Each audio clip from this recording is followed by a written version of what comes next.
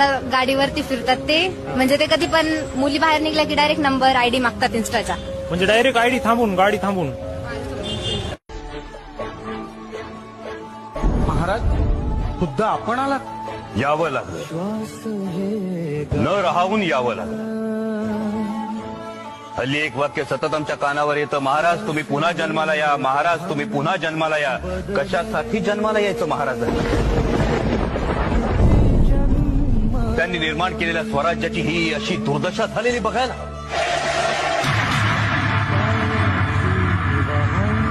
यवनांच्या अत्याचारातून रयतेला, माता भगिनींना मुक्त करण्यासाठी महाराजांनी जन्म घेतला.